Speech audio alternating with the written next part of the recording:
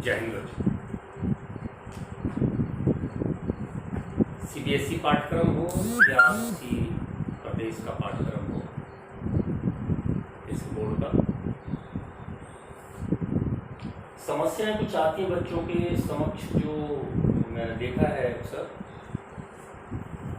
ये किसी कक्षा से संबंधित नहीं है, लेकिन कई कक्षाओं के पाठ्यक्रम को समझने के लिए इनका अगर स्मरण रहे, इनका ध्यान रहे, तो उस पाठ्यक्रम में जो आने वाला प्रकरण है उसे आसानी से समझा जा सकता है।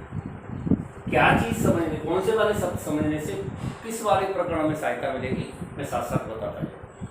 तो ये सभी कक्षाओं के लिए उपयोगी है, ध्यान दें।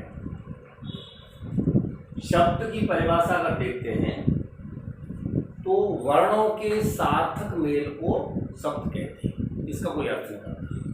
हालांकि कुछ लोगों का यह मान्यता है कि शब्द निरर्थक भी होते हैं, तो इस आधार पर आप निरर्थक शब्द और सार्थक शब्द दो तरह के मान सकते हैं। साधारणतः सार्थक शब्दों का ही बोलबाल है, बोलचाला है, और उन्हीं को हम स्मरण रखते हैं, उन्हीं का प्रयोग करते हैं।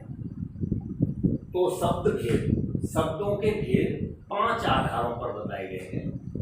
उत्पत्ति के आधार पर, रचना के आधार पर,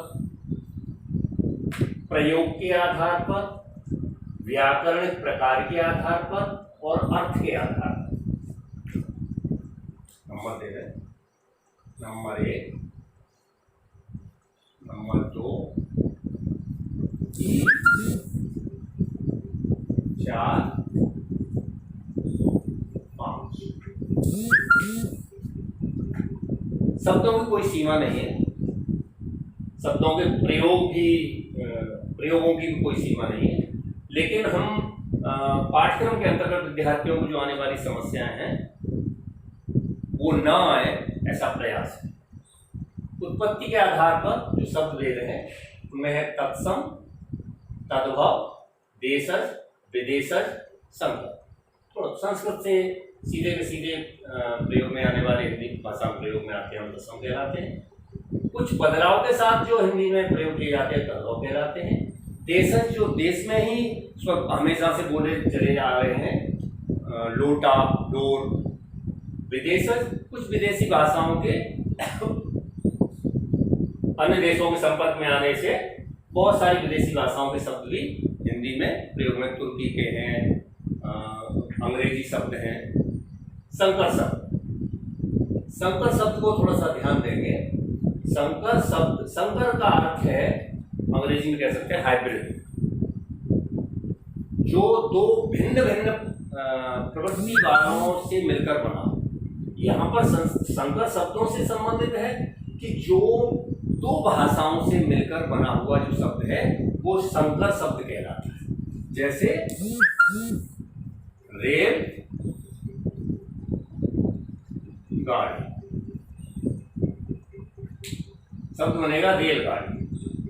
रेल जो शब्द है अंग्रेजी का है, गाड़ी जो शब्द है वो हिंदी का है।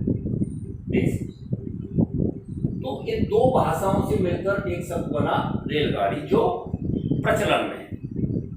तो ऐसा शब्द संकर शब्द है। लाठी चार्ज, लाठी हिंदी और चार्ज अंग्रेजी, इनको कहते हैं संकर शब्द। ये शंकर नहीं, शंकर सिर्फ वो उसमें तलविषा होता है, ये दंत्यसा है संकर शब्द।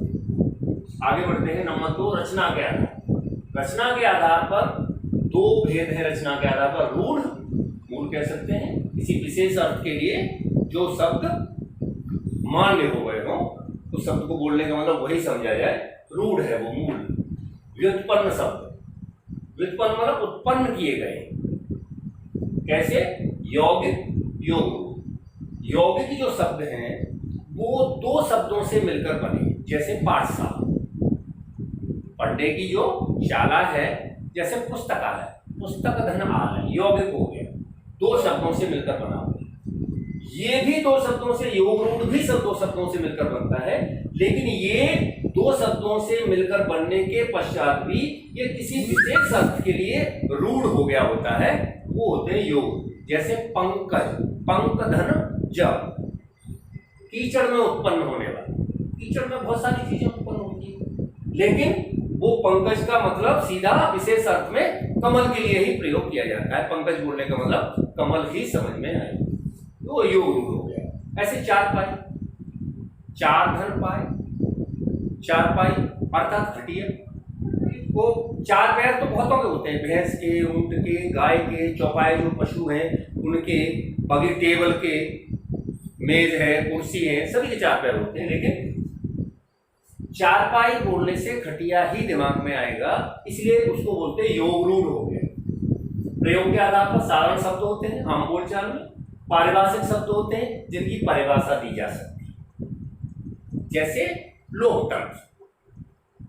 तो जहां पर लोगों का तंत्र है वो लोकतंत्र है, जिनकी परिभाषा दी जा सकती है। और नंबर 4 का व्याकरणिक प्रकार के आधार, इनको थोड़ा विशेष तौर पर ध्यान से देखेंगे। व्याकरणिक प्रकार के आधार पर शब्द भेदों को जानने से कक्षा 10 वाले बच्चों को पद परिचय में, वाच्यों में भी सहायता मिलेगी यदि ये शब्द उनके स्पष्ट है। व्याकरणिक प्रकार के आधार पर में दो भेद हैं, विकारी और अविकारी। कक्षा 9 के बच्चे भी इसको ध्यान से देख सकते हैं, देखेंगे तो बेहतर रहेगा। सारे शब्दों को कक्षा 6 से और 10 तक के बच्चे या आगे भी अगर देखेंगे तो कोई हानि नहीं होगी। विकारी शब्द उन्हें कहते हैं, विकार धन ई प्रत्यय से ये बनता है। विकार का मतलब कोई बुराई है, कोई कमी है। विकार शब्द कई जगह पर सुना जाता है, जैसे हनुमान चालीसा में भी आता है, हरो क्लेश विकार। क्लेश और विकार मतलब जो हमारे हैं, हमारे अंदर हैं, वो हाँ दूर करो। आरती में भी आता है, विषय विकार मिटाओ पाप हरो। विषय रूपी विकार, विकार मतलब अच्छा नहीं, विकार मतलब बुराई। तो विकारी ई प्रत्यय लगा, विकारी शब्द बना। अब शब्दों में क्या बुराई है? शब्दों में बुराई कुछ नहीं है, लेकिन इनको इस तरह से नामकरण दिया हुआ है, वो ये बुराई उनकी मानी गई है कि विकारी शब्द लिंग वचन काल और कारक के कारण अपना रूप बदल लेते हैं, अपने आप को परिस्थिति के अनुसार ढाल लेते हैं, उनका रूप बदल जाता है, इसलिए उन्हें विकारी, उनके अंदर यही बुराई मान के बताया गया। संज्ञा है, संज्ञा के जो भेद हैं वो सारे पता होने चाहिए, और वो अपना रूप बदलते हैं, ये बदल के देख सकते हैं। लड़का, लड़की, लड़के लिंग वचन के हिसाब से कम बदल के देख सकते हैं। सर्वनाम है, मैं एक वचन है तो बहुवचन हो जाए हम। विशेषण है और भी है, वह, वे। विशेषण है, हरा, हरी, हरे, ये रूप बदल जाए। क्रिया, जाता है, गया था, जाएगा, ये काल के हिसाब से बदल रहा। जाती है, ये सारे जो चार हैं विकारी के जो चार भेद हैं, ये अपना लिंग वचन और काल और कारक के अनुसार अपने रूप में परिवर्तन करते हैं, यही इनका विकार है, इसलिए इनको विकारी शब्द कहते हैं। अविकारी शब्द, अविकारी, जो विकारी नहीं, जिनमें विकार नहीं, यही विकार नहीं है कि अविकारी शब्द लिंग वचन काल और कारक के कारण अपना रूप नहीं बदलते। क्रिया विशेषण है, धीरे धीरे किसी के साथ भी प्रयोग करें तो धीरे धीरे ही रहने वाले, तेज धीरे धीरे। क्रिया विशेषण और भी भेद है, वो हमें जानकारी होती है। संबंध बोधक, ये संबंध दर्शाते हैं वाक्य के अंदर, जो कुछ शब्दों का कर्ता के साथ अन्य शब्दों का संबंध दर्शाते हैं। समुच्चय बोधक, समुच्चय बोधक हमें फिर काम आएगा, इसका दूसरा नाम है योजक।